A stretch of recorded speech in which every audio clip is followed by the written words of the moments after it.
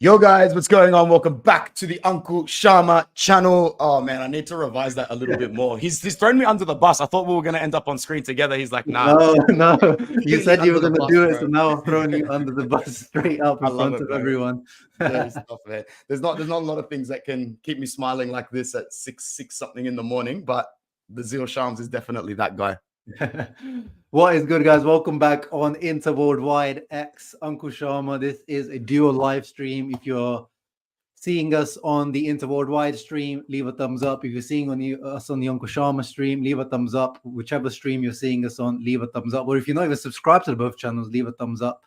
The background might look Uncle Shama, but the faces is always Interworldwide X and Uncle Shama. So support both sides. And we are here, of course.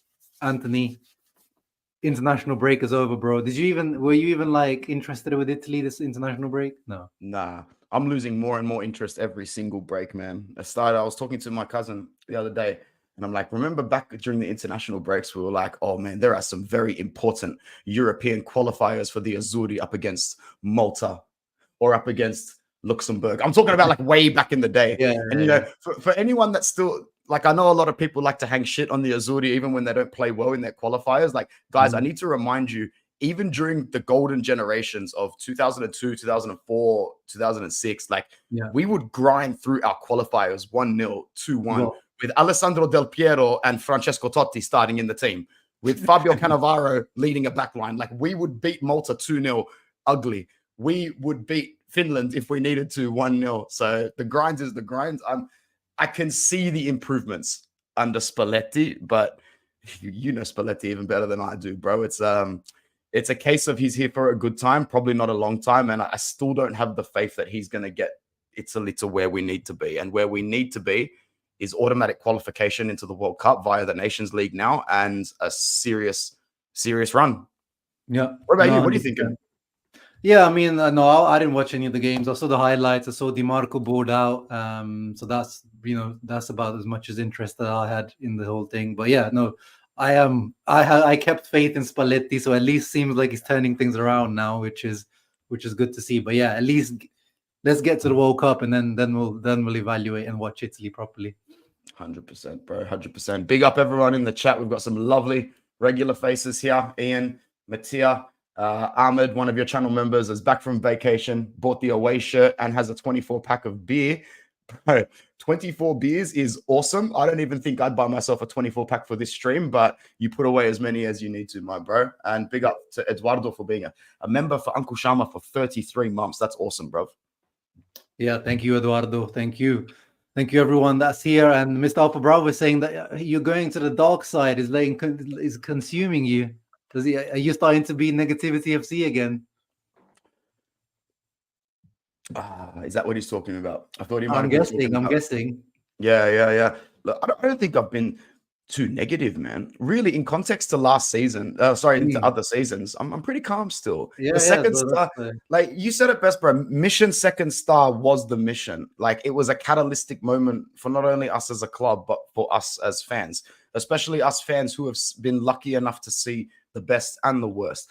That second star is now joins the accolades that come with Conte Scudetto, that come with the treble, that come with Mancini's, that come with the 06 World Cup as an Italian fan, that come with the Euro 2020 as an Italian fan. I know people around the world who will never see their team get out of 4th division, who will never see their team get out of 3rd division, let alone win the biggest honors in the world.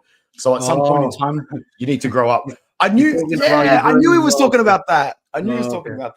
Nah, man, to be honest, bro, I can't stay quiet anymore. Like, for so long, I've wanted to spit shit about Manchester United because that's all I do with my friends. I'm a very realistic negative. You think I'm negative about Inter when we're doing well? Imagine looking at the shit show circus that's going on at Old Trafford, man. You've got to call a spade a spade. So yeah, I'm just venting. And anyone that wants to hear me vent, fantastic. And I know for a fact, everybody who watches our channels hates Manchester United, rightfully so. So you can't lose. Yeah, I mean, in general, everyone hates Premier League teams on our channel. So yeah, Man United is definitely top of that list. And depending on what happens in like a few weeks, bro, Arsenal might be top of that list if they're not already. Bro, I can't wait for that game, bro. We're blessed, man. We're lucky. We get to, like I think I said on Mo's stream about a month back, I go, Arsenal is probably the most marketable team social media wise. Like they're the Mm. OG social media crew, the AFTV crew, the Blood Fam. Like we are ready, bro. And if I had my wish, Sharma, you would be in the middle of the couch on that DR Sports panel serving them up some real sauce, but they won't listen. Nah, man. I'm happy to just collaborate with that. I'd rather not talk to those prem tards anyway. So I'm good. But thank you to Rosemary, who I always see she always donates on your channel. So I actually don't know who's this donation is actually going to go to when we do these dual streams. But thank you anyway, Rosemary. Appreciate it. Yeah, bro. Anthony, let's get into it, man. What we're here to talk about. There is 30 people watching this, if I am seeing the number correctly. So yeah, thank you everyone that's in here. Serie A, bro. We are back. Are you concerned, before we get into Roma and Inter, are you concerned by Antonio Conte's Napoli, who sit nicely at the top, 2 points clear of us? Weren't we concerned at the start of the season, though? I'm not any more concerned today than I was a couple of months ago. Like I thought that this would happen. He's got. You remember when he took over with us? Didn't we win our first 6 games before we came up against Juve and Turin, and Sensi copped a little flick on the heel? Yeah, I think it was something like that. It was something like that. Yeah, he's outlined his goals very well. When I look at that squad, I don't think it's a squad that would win the Scudetto over 38 games. But it is only 38 games. Like, there's no other distractions. You really think he's going to take the Coppa Italia that easily? Like, I remember looking at the Coppa Italia bracket. If we make it past the round of 16, we will whoop Conte's ass in the quarterfinal if he gets there with Napoli, because the bracket shows that he would get there against us. I think he might need to go through Lazio to get there. Look, I'm not too sure. But either or, Conte is not going to go anywhere near that Coppa Italia. He doesn't want it. And the fact that he's coming up against us, he will throw that fixture in the bin for 3 points in Serie A. Oh, yeah, they got Lazio. Yeah, he's throwing that in straight in the bin. If he doesn't throw out the Lazio one and they get lucky, we will whoop Napoli's ass in that quarterfinal afterwards. And he would want that. He wouldn't care about that. Absolutely. He will throw away the quarterfinal against us for 3 points against Cagliari, 100%. So... we're not talking about the Coppa Italia. I'm just talking about bigger picture. Antonio Conte has got his eyes on the prize, or at the very least, pardon me, he needs a season that replicates his first season with us. The sort of season that goes, we didn't win the Scudetto literally because of logistics. We will win it next season. So Conte's winning the Scudetto with Napoli, whether it's this season, next season, or the third season. I've got him down to win it once. I just don't know if he remains, if he manages to survive. Correct. So, yes, I'm concerned at the fact that we might not be able to defend the second star, but I'm not concerned at the fact that it's happening in any sort of weird way. Like, this is exactly what I expected. Conte to be neck and neck with us, and Thiago Motta trying to pull out all the stops to stay up with us. And I really hope that both of them drop off. I don't expect to walk to the Scudetto. I don't expect to win the Scudetto, so to speak, but I still need to put my hand up and say we are favorites. We have the best manager. We have the best 11. We have the best bench. I'm not going to run and hide from that. I've never been someone who downplays expectations just for the hell of it. No way. No. What about you, bro? Yeah, no, 100%. As you said, like, there's no way. If you watch football, Italian football, you can't bet against a Conte team that has 7 days to prepare for games. So there's no surprise. Yeah. Whether they have the quality to go till the end, I'm not really sure. But at the same time, a lot of the same guys that won the Scudetto are still there. It's changed the team, but some of those guys, Di Lorenzo, the captain, he's still there. Meret, Rahmani, these were guys. Lobotka, Anguissa, these were all important players. Ooh, so good. Yeah. Well, I get that reaction when we talk about Lobotka. I'm a Lobotka fan, but I think, as you said, I still think we're favorites. But I think if you ask me who's gonna push us all the way until the end, I think it's gonna be Napoli. Yeah. What about a Bremerless Juventus now? Where you? I don't know if I've spoken to you about this, but did you have them as contenders before the season, and then how are you feeling about them now after Bremer ACL? So you know me, I have them contenders every year by default because of PTSD. But like for for logical reasons, I have them chasing the pack, but not keeping up with the pack. I mean, I could be silenced, but, keep in mind, Allegri had this team first in January. There will be a drop-off at some point with European football with this Thiago Motta side. Like, there are 12 more games that I think Thiago Motta is projected to play from now to the end of the season that Allegri would have had to play from now to the end of the season. And we all know that even a few games extra in the sticky end of the season can present problems, let alone an entire European congested. And I'm just going with how Juve are projected at the moment. They will most likely, if not definitely, make the knockout stages of the Champions League, which I will also say for Inter, we will most likely / definitely, maybe not make the front 8, but we have already put ourselves in a position to qualify in those initial 24 sides that are going to go through. Staying motivated all season will be another issue. Remember, we're dealing with, yes, it'll be hard for our club to stay motivated, Rocky, but you need to think of it holistically for other clubs as well. There are motivated players at other clubs, but they're still tired. They still don't have the emotional attachment to the club the way that the players have for Inter. The players at Napoli are running for Antonio Conte. They're not running for Napoli. The players at Juve are running for Thiago Motta. They don't necessarily identify with the badge in front of the chest. The Juventus are working in a process to rebuild to rebuild. Hey, Mo, how you going, cuz? To rebuild that sort of stature where people put Juventus first, because we've just gone through a very hilarious generation of Juve players post Buffon, Del Piero, Pirlo, Marchesi, or the last one that left would have been Chiellini, that literally don't give a flying F about that badge on the front. Neither do we about their badge, but they're supposed to care. They're paid to care. And their predecessors cared more about that badge on their chest than they cared about their families. And that's what you're seeing at Juventus at the moment, the entire rebuild of culture in the club. That sign in Continassa says winning is all that matters. But for the last few years, they have behaved like winning does not matter. They're trying to get back to that now. And while I think they're doing all the right things, that squad still looks a little loose. And I admire the signings, but they're new signings. New signings don't necessarily win you the league straight away unless it's something really freaky. And I'm seeing that their players are doing well, but they will need to do better. So for me now, it is still Napoli, bro. It's going to be Napoli until I see something that changes our mind. Yeah, they've had so much change at Juve. Like, the squad has been overhauled, and new manager coming from Bologna. Yeah, that might be his first learning proper real season in a Champions League team. So I agree with you. I'm seeing Napoli as the main contenders. Mo is saying it has to be either the league or Champions League, nothing less. I mean, I agree though.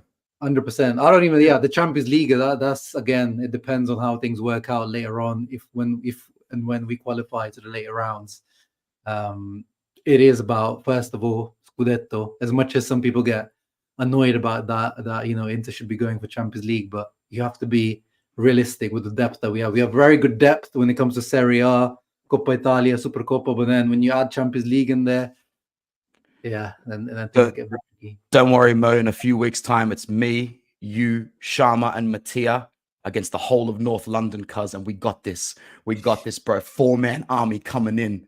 Proper Greek 300 revolution stuff, bro. We got it.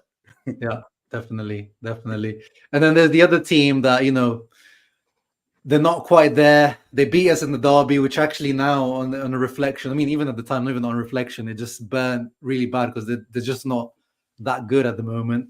What are you making of Milan? Do you think they're gonna be mustering up any sort of challenge for the Scudetto?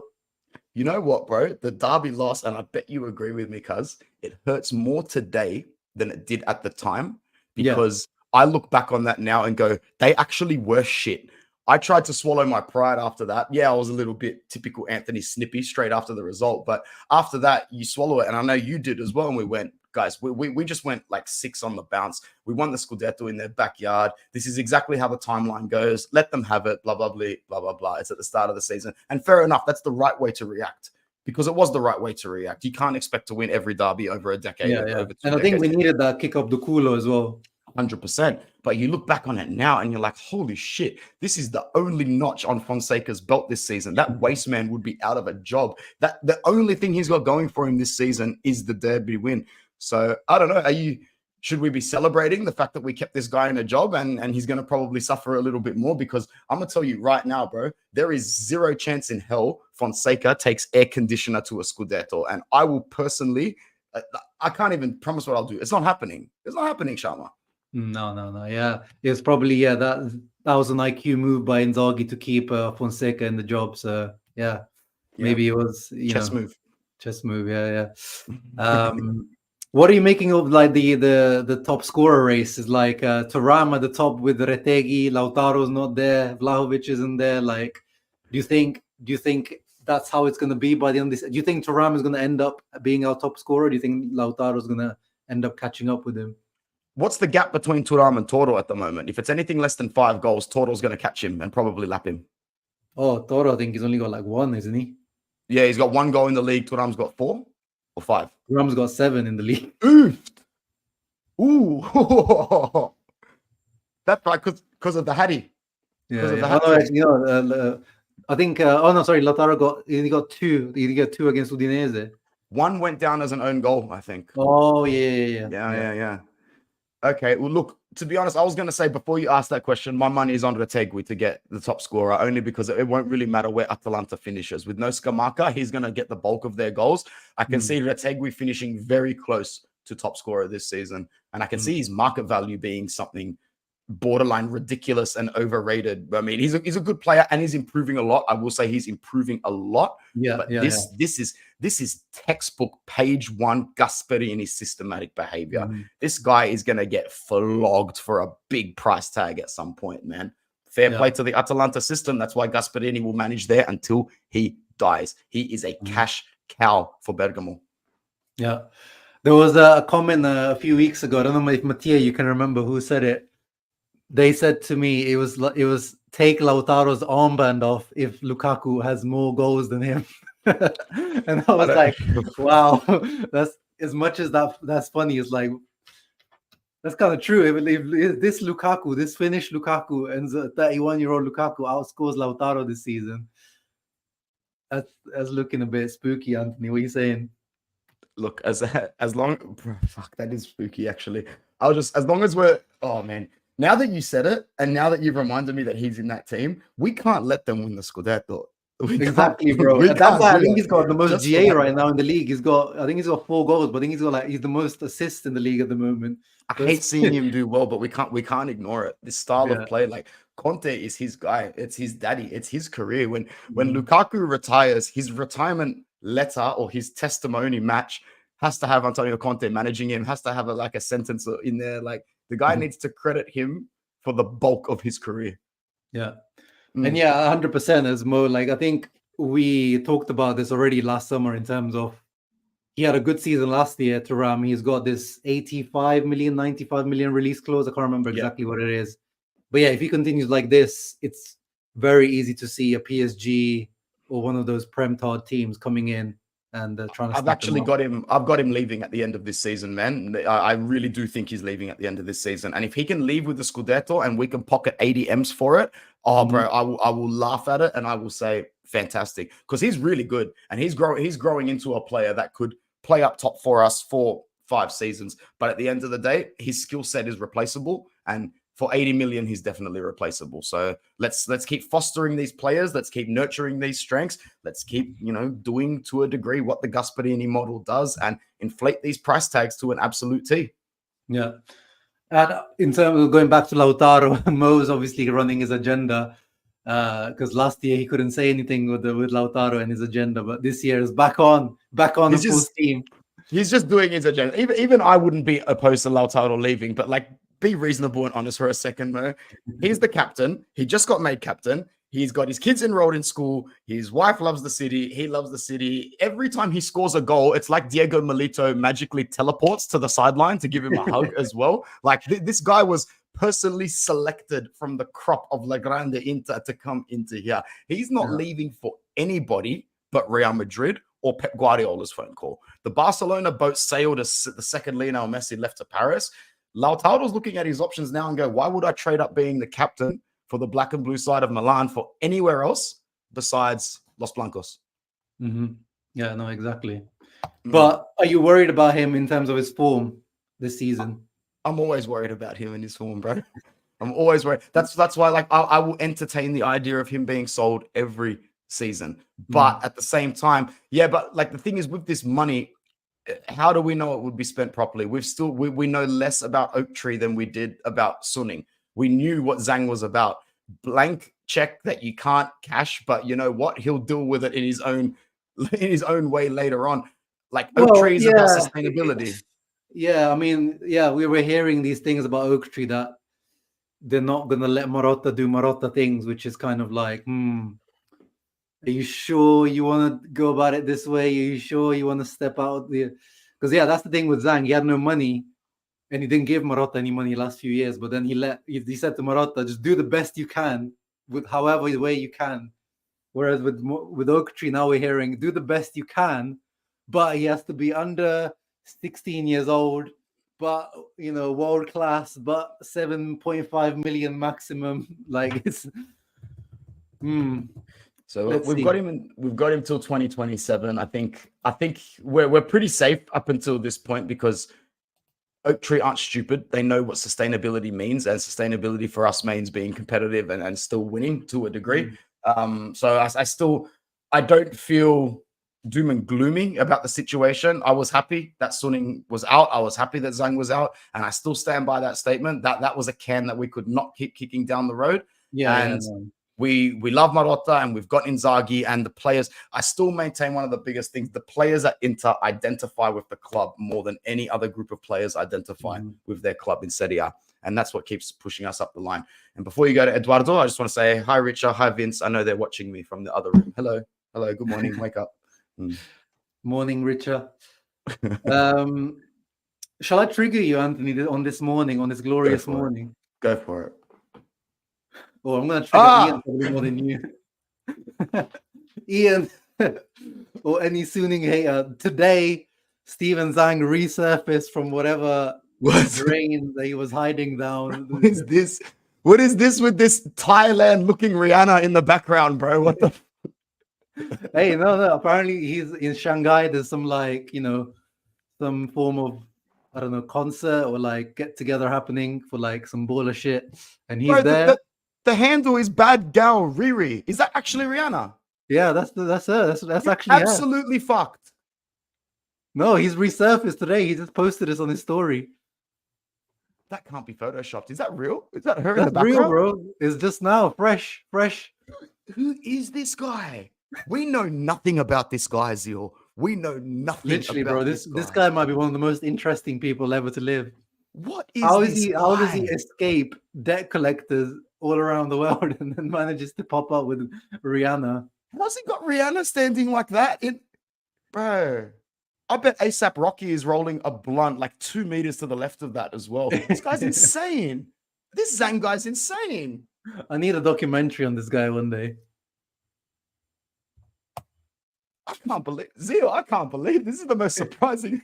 Fair play, bro. Like Ahmed said, guy knows how to live. Imagine that. Imagine having to be repossessed from the club that you love, going AWOL, and you release 2 photos in a week, one with ripped, dirty jeans by a pool, and the next one, you've literally got Rihanna behind you.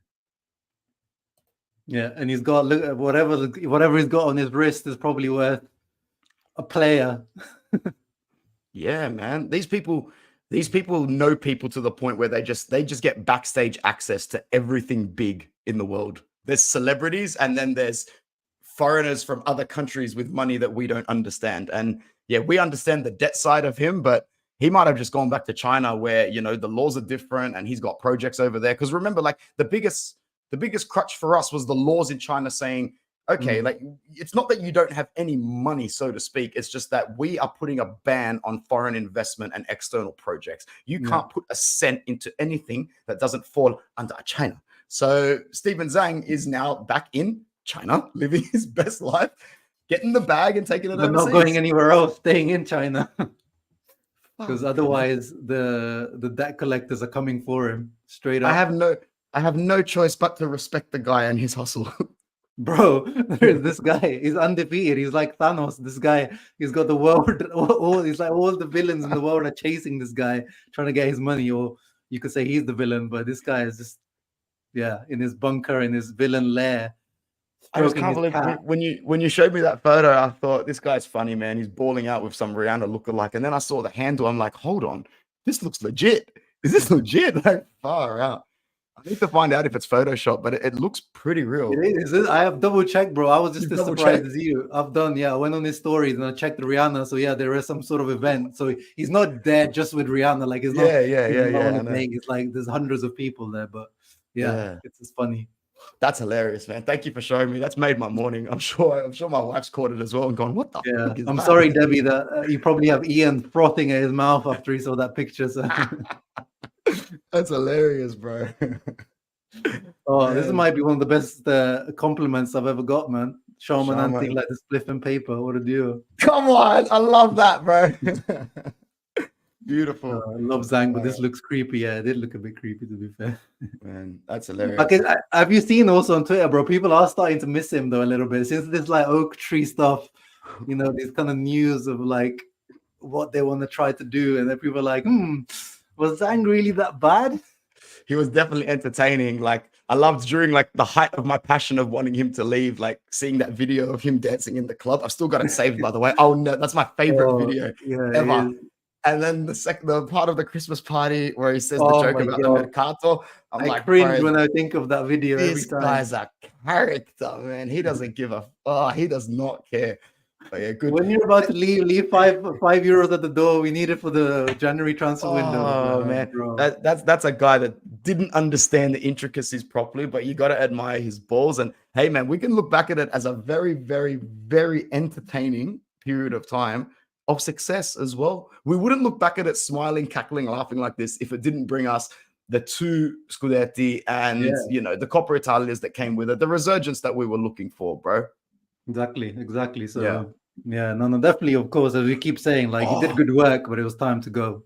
By the way, that video on Rabona TV with Adrian is one of the best videos I've ever seen on YouTube. Guys, if you are living under a rock, he said the production on that was unreal. That video that Adrian made featuring Uncle and Nima, like that was brilliant. One of the best videos I've seen that detailed our progression. And for it to come from Adrian from Rabona TV and include both you and Nima, that was absolutely brilliant. Guys, please go and check it out. One of the best videos I've seen. And you spoke so well, as always, man. Yeah, no, appreciate that. But yeah, that's Rabona. That's Adrian. His editing was like, wow. I thought it was just like a simple interview, but then it took him like a week to edit that. And I saw why, because he took his time. But yeah, it's about, if you haven't watched it, guys, it's about like the fall into the banter era and then the rise thanks to Beppe Marotta. Beautiful little detail that he includes in there, and this is why I love the video. Like he got right balls deep into everything that happened. It was the transition from Tohir was brilliant, but the best appointment was obviously when Zhang took over to make Marotta and Antonello, sorry if I mispronounced it, the split direction of sport and finances, get rid of the Kia mindset that brought in your bullshit Gabigol and João Mario signings. That's the catalytic turning point for our club. The directive side being employed under the ownership. And I thought Adrian, with the help of Zio and Nima, nailed it like to an absolute micro circle. It was brilliant. He did. You have to do a lot of editing for the Nima side because that brother can talk. Absolutely. But I want to give a shout out to Tim because I was noticing today, I don't know if it's the same for you, Anthony. Tim, every single video, he leaves a comment, and I know that he does that. Maybe he doesn't even have anything to say, but he does that because he knows it helps us with the algorithm and everything. So appreciate you, Tim. Proper Aussie, proper OG, really, really good, pure human being. Love Tim. Yeah, no, he's a great guy. Eduardo says he was at least that's the thing. He's definitely maybe one of the last few owners left in this football world that was actually emotionally invested with the club. Definitely. And Mafia is hunting for him still until this day. that's a funny comment from Rosemary down below. Zangster. I've never thought of that. How do we let that go for all those years? But Anthony, we sidetracked a little bit.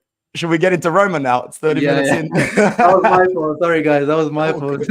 I was trying to trigger Anthony, but ended up triggering Ian. Bro, it was worth it, man. Trust me. You must have been wanting to send it to me earlier, but got nah. This one belongs on the live stream. Like an evil mastermind is saving it. And as Matthias says, leave a like for Steven Zhang and Rihanna. Roma Sunday, 7:45 p.m. kickoff for me. Probably 1:45 p.m. I don't know what time of kickoff is it for you. Some stupid time probably. I think this is a classic 5:45 in the morning Monday for me, Okay. which is you need to mentally rise above it beforehand and know that, you know, this is a commitment we've made for a while. Inter either giveth the week or Inter taketh away the week right before it starts. Yeah. So it's going to be a tough one, bro, because Juric is tough. He Juric is tough, but I was checking, we weirdly have a very good record against him. Correct. Inzaghi's got his number pretty well over the last few years. Conte had his number decently as well. So we're definitely confident. I actually remember one of my favorite performances came when under Conte, I think it might have been in the first season for Conte, not even the second one. We went away to Turin in the pouring rain. And it was the sort of game where everybody online was saying, because, you know, we weren't used to being, you know, we knew we were on the rise, but we hadn't seen the tangible evidence just yet. And I remember when we whooped them 3-0 in the pouring rain, it was one of those moments that I looked at and I went, all right, something's changed here. Like we have made a step up. We are looking a little bit different. And, you know, we were right about that. So I'm confident that we can go and get the win. I think his positive comments, his energetic comments about Roma are a little bit of a deflection of the fact that he's not 100% secure in that role. See how he came out midweek? He's like, I've found paradise here in Rome. I've got hungry players. I can't wait to do this. I can't wait to do that. I do think that's a deflective mechanism of the unstable Roma ownership at the moment, which looks absolutely messy as hell. Yeah. Do you reckon that story is true about De Rossi leaving because the female owner actually slapped him across the face, or he slapped her across the face? Like, what? I haven't heard about this. Bro, it was I got sent it by like 4 different people. There was like a heated argument between the part owner, who's a Greek lady, I think. Yeah. And apparently she slapped De Rossi across the face, or apparently I have no idea. I don't believe this, man. All right. Good, I know that they had disagreement. Like the whole Mercato was like a shit show because I don't think De Rossi agreed with any of the moves, as far as I know. He was like, you know, the Dybala Sule thing we talked about in the summer. It's like, it makes no sense. It's like it's the same player. So, yeah, it just makes no sense. But yeah, let's get into we should win, bro. Let's get into it. Actually, before we get into the lineup as well, Anthony, did you manage to catch the Barella interview? Did I catch the Barella interview? Wow. I should have asked, how many times have you watched the Barella interview? Only once, but I've got a very clear schedule this Saturday, so it's definitely coming on again because I wasn't able to hear it all straight. I had to break it up into intervals in between classes, but yeah, bro, he is the best. I love him so much, man, and I'm really glad that he made that interview because we could tell something was up at the start of last season, and we know that his wife and he went through a miscarriage, which is very difficult stuff for any couple to go through, and I love the rawness and the honesty in that interview. I loved everything about it. We knew he was a Cagliari fan from birth, but the fact that he confirmed that he grew up in a family of Inter fans and that was the only way he saw his Italian career going, that was beautiful. The way he spoke about the project that he was going into and the way that he said that, no, you can't do that. I'm doing that. Relax. Calm down. I saw him first, Debbie. When he said that, when that jersey was presented to him, it was only one way forward to him. It was brilliant because I still remember recording those videos outside the gym near my parents' house when I first started the channel. I remember. This is the guy. Stop saying 40 million is too much. This is the guy. This is the one for the future. This is your next potential captain. We can't let this guy slip. And you know what, Zeal? Had Barella not been that headstrong, we probably would have missed him, bro. He probably would have gone to Juve. I swear to God, he probably. It was Roma actually. The team closest. Roma. It was Roma. They were the ones who I think they even offered more money than Inter. And yeah, he pushed through, as you said. He was the hard-headed. He gave us that insight of like how he is as a stubborn. It seems like the Sardinian side of him that we got to see. It was really, really amazing interview, guys. If you haven't watched it, I shared it on my community tab, and it has English subtitles for once. So good. And I just remember like when the deal was meant to happen, you know, he waited for us to be ready to put the money down. I thought it was brilliant, man. And I knew as soon as he gave birth to that son, I said it on Twitter and I said on this channel, this guy is going to explode like a starved lion out of a cage this season. And I think that's exactly what he's done. I also really liked the comment, and it's something that I want to say. It's something I'm coming around to as well in my life. football, I'm seeing a fair few more footballers coming out and saying that their spare time and their hobbies have nothing to do with football. And I used to think that was a little bit weird. I remember Icardi said it when he was captaining us. He goes, the last thing I'm doing in my spare time is watching football. And when I think about myself, Zio, the last thing that I want to do when I get home from work is talk about work. And the last thing that I want to do when I'm at home is relive my job. So when footballers come out and say, I don't want to do anything football related at home, I think to myself, bro, you've actually got it harder than us, because this is a career that you sort of had to decide for yourself at like 10, 11 years old, when the adults above you said, you can do this. If you want to do this, you can do it. Do you want to do it? Yes or no? And what 10-year-old, 11, early teenager is going to say no to that career path? So by that age, you have now sacrificed traveling, gallivanting, drinking, sexual activity. I'm lifting the obvious ones. Not all people do this, but you know exactly what I mean. You are sacrificing all the things that a young, energetic human being will do in their life. So if your hobbies are NBA, tennis, cycling, when you get home, by all means, man, don't pay football any attention whatsoever. And I understand that now as a person more than I ever have. I love that interview with Nico, bro. I thought it was raw as hell. And you know what? It also gives me confidence, bro.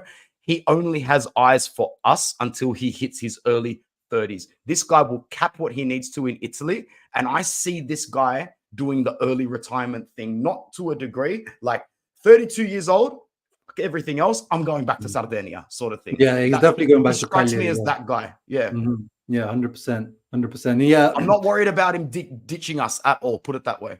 Yeah, unless we go down in the shits, then it just it becomes like an obvious thing for him for his career. But yeah, 100%. That core of Di Marco, Bastoni, Barella, I'm not worried about that. The thing that you quickly spoke, I see the same thing. Ben White gets a lot of criticism for. He's the same. There's a quote of him that he says he hates football. He doesn't watch it at all. It's to us fans it sounds weird, but at the end of the day, if he does his job well, Barella does his job well. I don't need him to be watching, Lecce away against, Venezia just to become a better player. Exactly, bro. Yeah, exactly. It's just what we think as fans. They should be focused on football when they go home, watch football, do this. It's not sustainable, and it's very, very unreasonable and unrealistic to suggest that.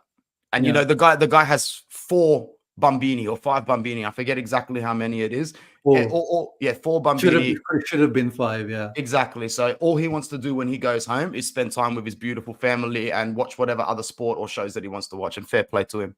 Yeah. And then the bit I liked, because this is something I debated with a lot of Barella fanboys, he admitted it. That was pretty good, bro. That's exactly how he did it as well. Hey, man, I've been watching him for years. He admitted it. I mean, Lukaku, I always said he was the wrong messenger. Basta. And that guy did a podcast as well the other day. Did you hear that one? This guy's got his whole lineups of podcasts ready to go, bro. Him and PP, him and Paul Pogba. Media merchants, cuz. He was talking about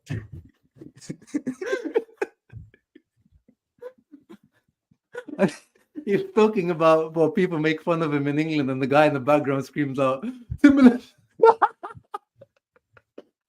I didn't hear it. How far into you have to go back and watch it. He's saying he's lazy, his touch isn't good. Timberland. Oh man, I'm gonna go back and watch that for sure. That's funny. Yeah, I still remember, when we all knew he was done at Manchester United. He was done-ish, but there was this one game, and it was against a shit team. I can't remember if it was in the PL or the Carling Cup or something. The ball is rolling. He's the only one within 9 yards of the ball. All he needs to do is dribble the ball, look up and make a pass. He just steps on it and slips on it. And the whole world just sees this guy in a blue Man United jersey and just slip over the ball. And I think everyone at that time just went, you're done. You are so done in this league. It's a joke. That's when the power of meme became a thing. It was literally you can't recover from that. And then someone at Chelsea decided to bank transfer us 115 million euros. Don Beppe. Beautiful. But yeah, going back to it, he was the wrong messenger. Yeah. Especially on reflection, the messenger was completely wrong, but the right message and it was received eventually. Yeah. Yes, I remember being the staunch Barella stand boy that with my channel. I'm like, you shut the fuck up, Lukaku. How dare you even look at him like that? And then I remember watching your stream. You're like, no. I was like, yes, someone finally told him. Tell him. But no, definitely the right message, man. Because because he did admit that he was emotionally reactionary a fair bit. Yeah, no, and we knew like it was gonna happen at some point. It just was surprising that this guy has 4 kids and he's still like behaving like that. So yeah, but yeah, he's still 27, which is just reaching his peak now. Did you see the part about him going up and shaking the hands of the Milan fans after we won the Scudetto in their backyard? And I was just like, you know what, man, fuck this. Newfound respect for the guy. The way he said, I know what it's like. I know what it's like to lose. I missed the under-19 World Cup with a broken hand. I've lost a Champions League final. I've lost a Europa League final. I've lost league titles. And so when he said that, I know what it feels like. I use it as motivation, but I know some people struggle with that. That's why I went and shook their hands. And I'm like, you're a bigger and better man than I am, Nico. That's for sure. Yeah, that's for sure. No, that's the thing with some of our guys. You know who the guys would be like Barella. Darmian would definitely be one of those guys going to shake their hands. Like we know we've got some of these stand-up guys in our team. No, for sure. What an interview! What an interview! Great and then I think we kind of knew about his wine aficionado side of things as well. That he's big into his wine and stuff. Are you into wines? Or you're a beer guy? Yeah, I'm a beer guy. True blue Aussie, mate. You know how it is. but my wife loves a good red wine, so I'll sample whatever she's drinking as well. What about you, bro? Yeah, I don't like beer. Yeah, I'll try a wine once in a while. I'm not really a drinker in general. In between your 8 cups of tea a day. Yeah, cha. It's Indian tea. Get it right. It's not like the English tea. It's got spice. It's got cardamom. It's got ginger. This guy. No, but I don't want people to think I'm drinking like PG tips. Or actually, funny enough, Ahmed, can I pull a comment up for a second? Yeah, sure. My wife did bring home a new wine yesterday. She hasn't opened it yet, but it's from Lisboa. It's from Lisbon. She didn't know what it was, but when she walked in the door, we both looked at each other and went, "It's from Portugal. It can't be bad." So I'll let you know, bro. Yeah. Oh yeah, this is also true, Eduardo. Yeah, I think Anthony knows about this life as well. Yeah, bro. You lose choice at some point. I stopped deciding what I wanted to eat 10 years ago, bro. Yeah. Oh yeah. You have to introduce us, Mattia, to this, or maybe Anthony's tried it when he was traveling. Mattia, when we speak next, remind me to tell you of the night that I spent in Croatia. That's all I remember from the night I spent in Croatia. Anthony's been to Europe twice, but I think he's experienced Europe more than me those 2 times. Yeah, I tried to fit in 5 trips in the space of 1 each time that I go. No, it sounds amazing. One day I want to see the pictures from that trip. Oh, definitely, bro. I do have some good pics of me at the San Siro, although I'm dirty at it now. The pitch is covered in white, like what's it called, plastic, because bro, this is a Rihanna stream, bro. Shout out to Riri. Rihanna was performing in Milan the week that I was traveling there. So when I went there and I'm like, all right, I finally get to see Sam. I walk out, I'm like, no turf. What's going on with the turf? And the guy looks at me like, Rihanna's here this week. In my head, I'm like, fuck her. I wanted to see the turf. Oh no. Yeah. But I knew I would always be back. And I was like, damn, Rihanna's playing in Milan. All right. And today, here she is on the screen again with Stevie Z. So only a matter of time before Rihanna comes on the show for our match preview. Yeah, soon come. ASAP Rocky first and then soon come. But anyway, oh my god, we keep getting sidetracked completely. Who we play? Oh yeah, Roma versus Inter. All right. Tell me lineup. Our boy Nico is back in the lineup. Zielinski's out, unfortunately. He scored with Poland, but he's out. Pavard's back. Darmian continues. Lautaro Thuram up front. Yeah, I'd prefer to see Denzel. I'm happy with the Acerbi inclusion. I think he's been itching to get back on the pitch in a game like this, a game against, a side that he does not like, a side that, when you're looking at a slippery, cagey fixture against a medium to high side, Acerbi gets my vote over Stefan de Vrij every day of the week. And it's like Mattia and I have been saying on our channel a couple of times recently, people are more inclined to keep Acerbi over De Vrij, even though Acerbi's older. And that's because I say yes, because simple. Acerbi's better. He's a better centre back. It's as simple as that. However, De Vrij is gaining a bit of form again for the Netherlands. He has these moments for the Netherlands, De Vrij, where all the fans are convinced he's better than De Ligt. He's better than Van Dijk. He's very well respected by the national fans. Better than Van der Ven. Better than Van der Ven. So I'm very happy with the inclusion of Acerbi. First of all, I think that he will start. I think it's, bang on with Bastoni and Pavard at the back. Federico Di Marco is a tattoo in our lineup now, as much as I appreciate Augusto. Our best player this season. Yep. And I just got to put my hand up. I think we've got the best reserve left back in the league as well. There is not a player I would want more than Carlos Augusto if Federico Di Marco was unavailable. Mkhitaryan's going to get the nod, especially since Zielinski's knock. But even if Zielinski didn't take that knock, Inzaghi is not starting Zielinski, who returned from Poland 72 hours ago, even fit, versus a Mkhitaryan who just spent every day training in the camp. Literally, yeah. I do want to point out that even though a couple of people on Inter Worldwide, I think we're a little concerned about injuries and fatigue, there's a lot of players in that starting lineup, guys, that did not travel to international duty. Benji did not travel. Acerbi did not travel. Mkhitaryan did not travel. Nico Barella is back, did not travel. Darmian did not travel. I'm not too sure if Thuram even traveled. Thuram traveled, but he didn't play. So Thuram traveled, did not play. If I'm correct, Lautaro Martinez only played about 90 minutes over 2 games for Argentina as well. He shouldn't. I know he trained individually, and that's precautionary. But if Sky's put him in the projected lineup over Taremi, he's ready to go and he's fit. Yeah, the excuse like if we don't win this game, the excuse will not come from exhaustion or fatigue. It will just come from not being at the races on the day, because this Roma team has got some good names in it, but they're not as good as us, mate. Nowhere near it. No, exactly. I mean, one of those names that screams out to me is bloody Cristante. Like, that's literally Roma's Gagliardini. I don't understand how that guy is still on their lineup all these years later and still gets 100%. Into Italy's lineup.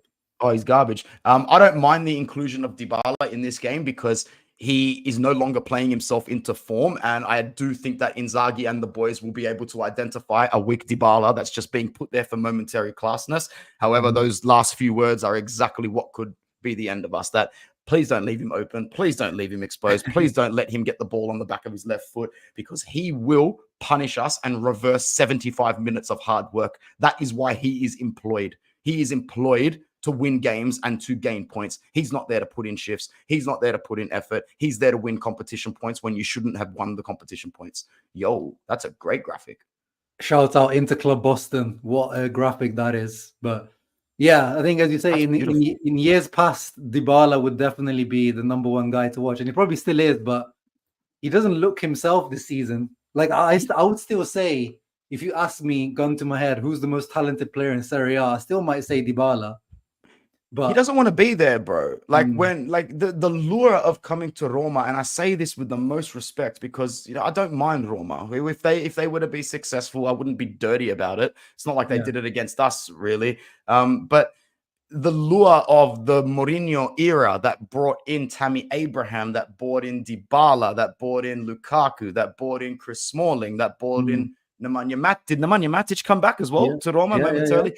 These players who, even though they're sort of past their best in their career, bring an element of marketability, household name, and funds that come with it to resurrect Roma properly. I do feel bad for them, bro, because if they win that penalty shootout against Sevilla, the entire timeline shifts in terms of what's going on with Roma.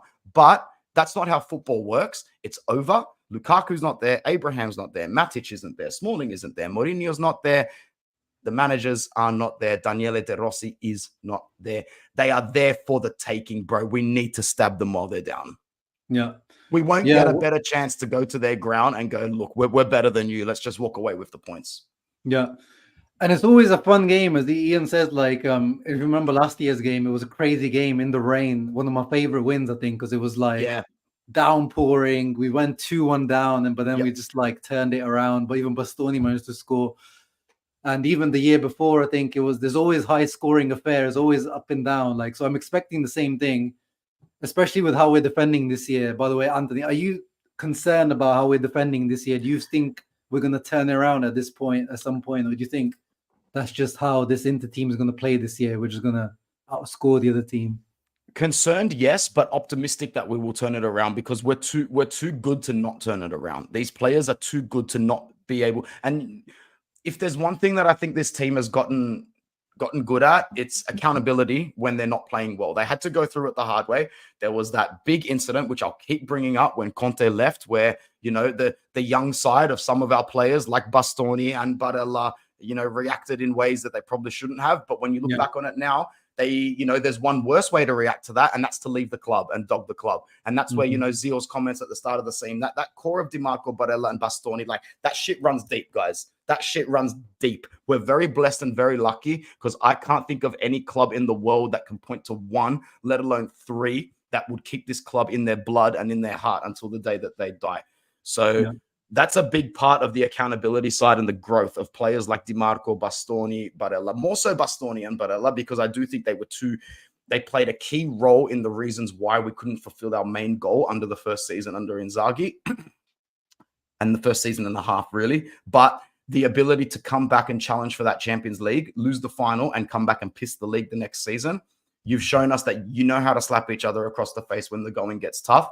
You guys aren't stupid. Numbers don't lie. Data don't lie. And you're all way too good to keep this up.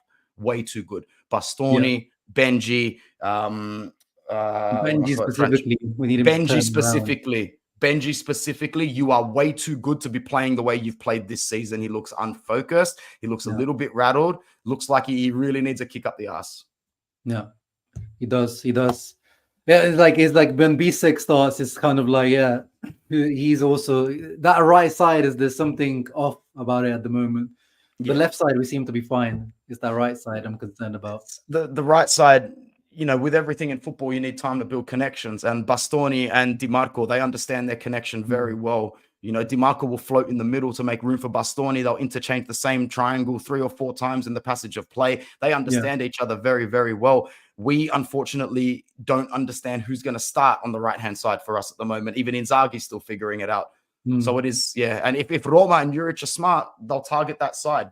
But I'm confident, and I'm starting to get nervous because when I'm confident, it's not a good sign. Well, I think there's going to be, I think the fact that you can see this is probably our best lineup, isn't it? Mattia was about to say. Bar maybe Denzel. Yeah, but in the league, it seems like this is what, like, in my eyes, I agree. The best 11 for Inter is with Denzel, but it seems like Inzaghi has decided that Darmian is a starting right wing back this year. So that to me means that young boys in 3 days, he's going to rotate heavily. And so he should. So he should, man. So he should. You know, you get 3 points against Roma. You rotate very heavily against young boys, and you go into the derby with the exact team that you see in front of you right now. Yeah. So, prediction? Well, we've spoken with Chest, so I can't do the anti-jinx. No one's going to fucking believe me. So what's the point if it's not authentic? You know, I can easily see this game ending 2-2, and you and I would sit here going, that's exactly how we sort of saw this happening in our head. Speaking of, remember the 2-2 with Ashraf Hakimi's dink into the top corner with his left foot? God, I missed that. And he reposted that as well. He keeps tugging our heartstrings. I hate how he does that, bro. I hate how he does that. I hope Marotta's watching, and I hope that in the last 12 months of his contract, which whispering is about 8 months away, I think he's got about a year and a half, almost 2 years left on that Paris contract. We should be going in, telling him to wait. Just wait. But we'll see if that happens. Mattia's definitely wrong there. He's trying to do something freaky. Or he's got too much rakia or whatever. Yeah, too much rakia. So we'll go with 2-1, an away win, a sticky win, very sticky. I can't go past Thuram getting on the score sheet. And I also can't go past a Hakan penalty. It's got to be either Thuram, Lauti, and a Hakan penalty, in my opinion. I'd love to see an Acerbi header, though. That would be awesome. Well, Pavard needs to score his bloody first goal with us at some point. I'm going to continue predicting it. Let's predict Pavard first goal. Let's do it. Let's galvanize. So we'll go 2-1. Pavard's gonna get a goal. Yeah, let's go, baby. Or allez, Benji Pavard. I'm going 3-2. I think it's going to be another one of those stupid, crazy games back and forth. Who's going to score for Roma, Zio? Dovbik. Yes, we haven't spoken about him. Ciao Juve Cornercast. Good bloke, good channel. Ciao Juve Cornercast. Yeah, Dovbik and maybe a Cristante Daga just because I, made fun of him and compared him to Gagliardini. Yeah, cool. Actually, I might remember Debbie's prediction because she's like weirdly on at the moment when she puts those little bets on. Like, she seems to come through all the time. She's sending me messages of like the screenshots of her bets. I'm like, from shots on target. yeah, it's very good. It's very specific, and that's the really good way to get your money if you know your team very, very well. Dovbik is in. Well, Sky Sport has put him in the start. Let me see if we I'll can cross-reference that for you right now because I know that he had an injury, but I think they're going to force him to play. So he's in the start. Ready. Says he's ready for the game. So but that's okay. I don't mind if they start him at 80% fitness. It means he just might be that little bit less agile, and it's the perfect game for our defense to capitalize. Yeah, no, 100%. Well, hopefully not. And then the only other game to look out for this weekend, apart from us, is Juve Lazio. Do you have any faith in Baroni's Lazio, which I've actually started quite well? They're only 1 point behind us and same points as Juve. Yeah, they're definitely my surprise of the bigger sides of the season so far. So that game, I think, is actually tomorrow morning, 5:45. So I'll definitely be watching that. I'll do my classic double multi bet. So I'll make sure that Juve are on there head to head because they're paying $2 at home. But I think there's a chance that Lazio can get something out of this game. I really, really do. I can see us being disappointed, maybe with a 2-1 to Juve or a 3-1 to Juve. It could be 2-1 close, and then they'll get a goal on the break. But there could be a chance that Lazio snakes some points here. I've got fond memories of another catalytic moment in our ascension, their downfall. Do you remember the game that Lazio beat them 3-1 in Turin? It's about 3 years ago under Conte. It's the season that we won the Scudetto.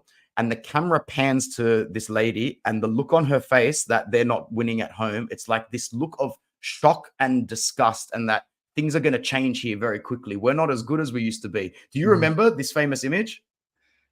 I feel like I do, I'm going to try and find it for you. Yeah, it does click, like the description clicks, but I can't like visualize it in my head right now. But maybe you can find it.